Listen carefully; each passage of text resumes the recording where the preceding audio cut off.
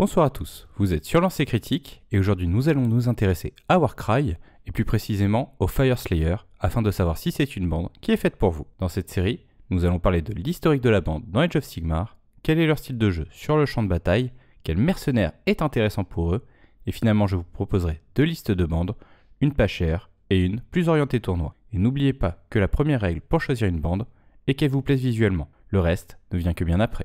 Les Fyreslayers sont des Dwardin, dédiés au dieu déchu Grimnir. Ils sont rustres, agressifs et ont un tempérament violent, facilement enclin à se mettre en colère. En tant que race, les Fyreslayers sont obsédés par deux choses, la guerre et l'or. Ce sont des guerriers de renom, et leur férocité est célèbre à travers tous les royaumes mortels. Ce sont plus que des combattants infatigables, pour eux, la bataille est un aspect vital de leur religion. Ils ressentent en permanence le besoin d'être en guerre, et s'ils ne se trouvent pas leurs propres ennemis, ils vont se pencher sur les conflits des autres. Ce sont des mercenaires accomplis, qui se battent pour n'importe qui, tant qu'ils disposent de suffisamment d'or pour les payer. D'un point de vue extérieur, ils n'ont l'air qu'une bande de lames à louer, mais leur triomphe sur le champ de bataille assure que leur service soit toujours demandé. À être constamment en guerre, ils ont plus d'ennemis qu'on ne peut en compter, et bien que beaucoup soient leurs clients, ils n'ont au final que très peu de vrais alliés. Les Fyreslayers incarnent de nombreux traits de caractère Dwardin, comme l'entêtement, ignorer son âge, prendre la moindre pique comme une offense personnelle, et placer les serments et l'honneur au-dessus de tout le reste. Malgré ces points communs, ils sont différents de leurs ancêtres. Là où les anciens étaient célèbres pour leur savoir-faire, consacrant une grande partie de leur vie à construire un foyer dans la montagne et à affiner leurs arts, ne prenant les armes que pour se protéger, les disciples de Grimnir ne reconnaissent qu'une seule profession, la guerre, et tous leurs efforts de création lui sont dédiés. Ils évitent le port encombrant d'une armure et ne portent rarement plus qu'un casque et une barbe. Cela demande un grand courage de charger torse nu dans la bataille, mais comme leur saint patron, ils croient être protégés par leurs convictions. Leur coupe de cheveux est également un hommage à leur dieu, et chaque loge a sa propre concoction de couleurs qu'elle garde jalousement. D'un point de vue extérieur, l'un des plus étranges aspects des Fyreslayers sont les runes en métal qu'ils s'incrustent directement dans la peau. À la bataille, ces sigils brillent comme s'ils venaient de sortir de la forge. Les plus forts d'entre eux possèdent tellement de runes qu'ils commencent à briller, leur barbe semblant incandescente, ils se jettent avec fureur dans la bataille, peu importe la taille ou le nombre de leurs ennemis, tranchant de leurs haches, en chantant des hymnes de guerre et des serments à Grimnir. Après la bataille, ils récupèrent simplement leur mort et leur paiement, et rentrent chez eux. Là où il y a la guerre, il y a des Fyreslayers. Les 8 points ne dérogent pas à la règle. Dans une bande on peut croiser des Vulcate Berserkers. Ce sont des guerriers, naturellement doués avec des haches,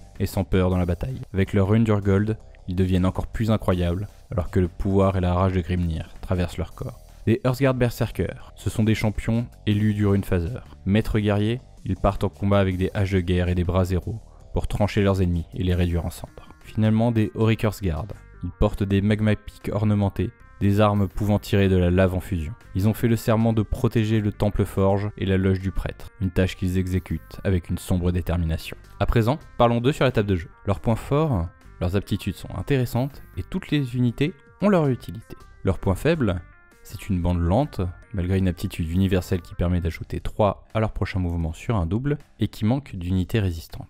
En unités sacrifiables, nous avons les Vulcate Berserkers. Ils sont très résistants pour leur prix, nous en avons 3 versions différentes, celle avec hache et bouclier, qui est très résistante mais inflige peu de dégâts, la version avec pique et bouclier qui coûte un peu plus cher mais qui gagne en dégâts critiques, et finalement la version avec 2 armes qui perd en endurance mais gagne beaucoup en termes de dégâts potentiels. En semi-élite, nous avons les Hearthguard Berserkers. Ils infligent de très bons dégâts de base, ont une portée de 2, ce qui aide à compenser leur faible mouvement, et disposent d'une aptitude sur un triple qui leur permet de faire un mouvement bonus, puis une attaque bonus, mais uniquement s'ils ont subi 5 de dégâts ou plus.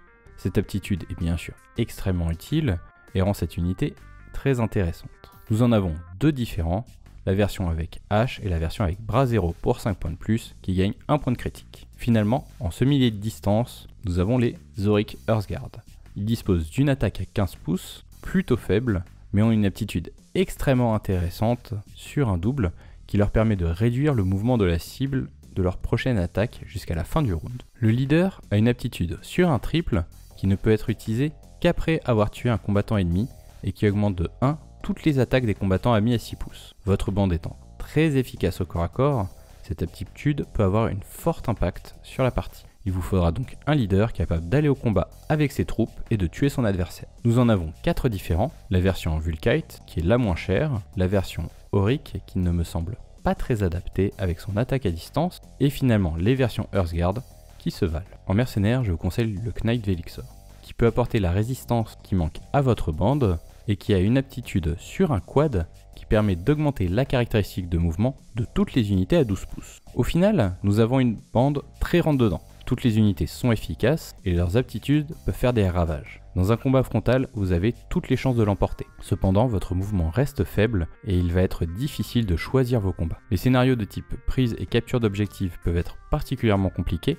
car vous manquez d'unités vraiment résistantes et il faudra dépenser vos doubles pour du mouvement et abattre l'ennemi avant qu'il ne le fasse lui-même. Pour une bande budget, il vous faudra débourser 45 € pour une boîte de 10 Vulkite Berserker et une bande composée d'un leader Vulkite Berserker, 5 Vulkites avec 2 armes et 4 Vulkites avec bouclier et pique. Pour une bande plus orientée tournoi, je prendrai un leader Earthguard Berserker avec bras 0, 5 Earthguard Berserker avec bras 0 pour maximiser les dégâts et finalement 3 Vulkite Berserker avec bouclier, 1 avec hache et 2 avec pique pour tenir les lignes. J'espère que cette vidéo vous aura permis de savoir si les Fire Slayer est une bande pour vous. N'hésitez pas à me signaler dans les commentaires quelle bande vous voudriez voir ensuite.